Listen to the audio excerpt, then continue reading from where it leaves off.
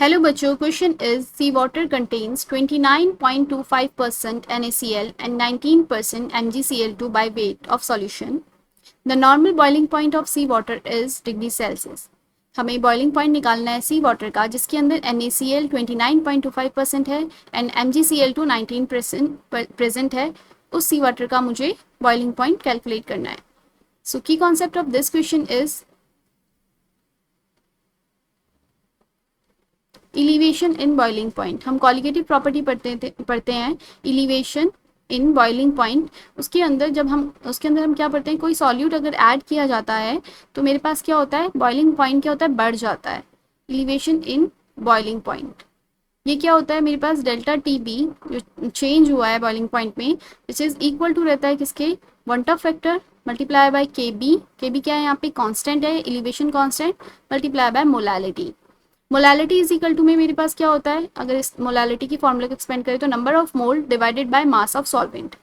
Number of mole के लिए क्या लिख सकते हैं, गिवन मास अपॉन में मोलर मास मल्टीप्लाई बाय आपका और डिवाइड में आपका मास ऑफ सॉल्वेंट. मास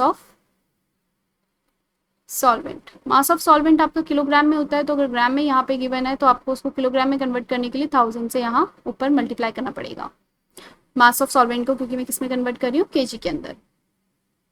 तो ये मेरे पास मोलालिटी का फॉर्मूला है. अब मेरे पास जो यहाँ पर गिवन है 29.25 NaCl. इस बात का मतलब है कि 29.25 ग्राम NaCl है किसमें, NaCl in 100 gram of solvent, 100 gram of solution के अंदर, 100 ग्राम सॉल्यूशन के अंदर.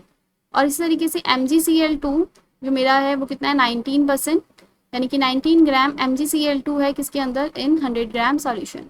तो मेरे पास जो 100 ग्राम का सॉल्यूशन है उसके अंदर 29.25 ग्राम NaCl भी है और 19 ग्राम MgCl2 भी है.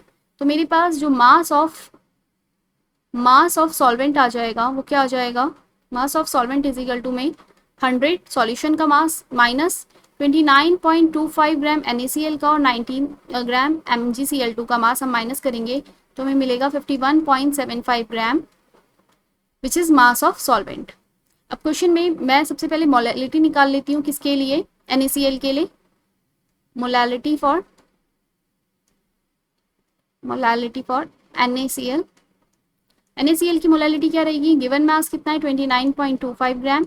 मास ऑफ सॉल्वेंट जो है वो कितना है यहाँ पे,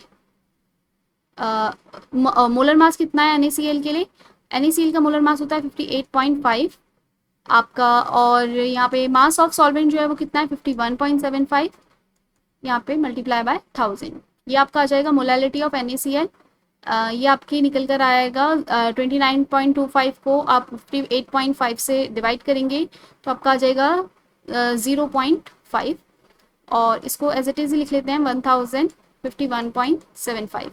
इसी तरीके से मैं मोलालिटी निकालूंगी किसके लिए, MgCl2 के लिए, मैग्नीशियम क्लोराइड के लिए. तो मेरे पास 19 ग्राम मैग्नीशियम क्लोराइड है और मैग्नीशियम क्लोराइड का जो मोलर मास होता है वो कितना होता है 98. 95.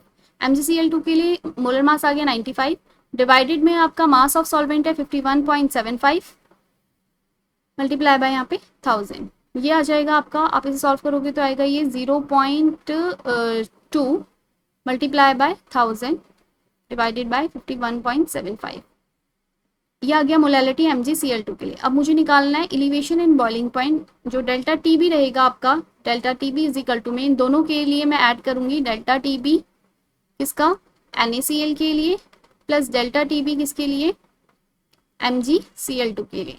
तो मेरे पास डेल्टा टी बी NaCl के लिए जो वन टॉप फैक्टर की वैल्यू है NaCl के लिए, जो आयोटा है मेरे पास वन टॉप फैक्टर, वो आएगा 2, क्योंकि यहाँ क्वेश्चन में मुझे गिवन है कि 100% आयनाइज हुआ है. 100% आयनाइज हुआ है यानी कि जो वन टॉप फैक्टर का वैल्यू होती है वो होती है मोल आफ्टर डिसोसिएशन एंड डिवाइडेड में बिफोर डिसोसिएशन. तो आफ्टर डिसोसिएशन 2 मोल आ गए, डिवाइडेड बाय 1 करेंगे तो ये 2 आ जाएगा. इसी तरीके से आयोटा मतलब वन टॉप फैक्टर MgCl2 के लिए निकालेंगे तो आ जाएगा 3, क्योंकि यहाँ पे MgCl2 जो है वो MgCl2 आफ्टर डिसोसिएशन हो जाएगा convert Mg2 plus and 2 chloride ion पे. तो टोटल मोल कितने हैं मेरे पास, यहाँ पे आयन कितने हैं 2 + 1 तो 3 है. तो ये आ जाएगा मेरा 3. तो यहाँ पे पुट करेंगे हम iota is 2 multiply by molality हमने अभी निकाला था, इसके लिए कितना आया था मेरे पास 0.5 divide multiply by 1000 divided by 51.75। इसी तरीके से प्लस MgCl2 के लिए 3 मल्टीप्लाई बाय 0.2 आपका मोलैलिटी इसके लिए क्या आया था, MgCl2 के लिए 0.2 मल्टीप्लाई बाय 1000 डिवाइडेड बाय 51.75।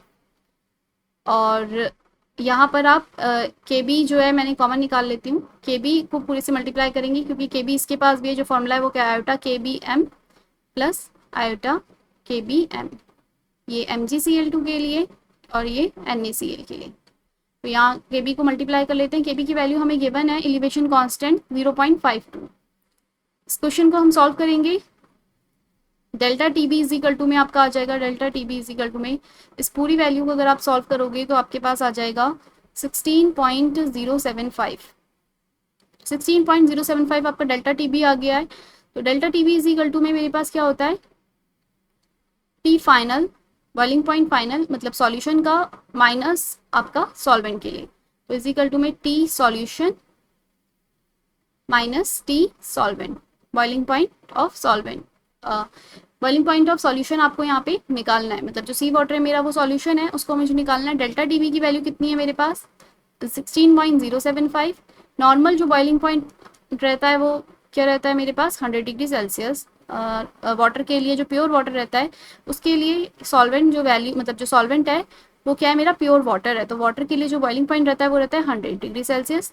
तो यहाँ से आप T solution boiling point of solution निकाल लेंगे विच इज इक्वल टू में आपका 116.075।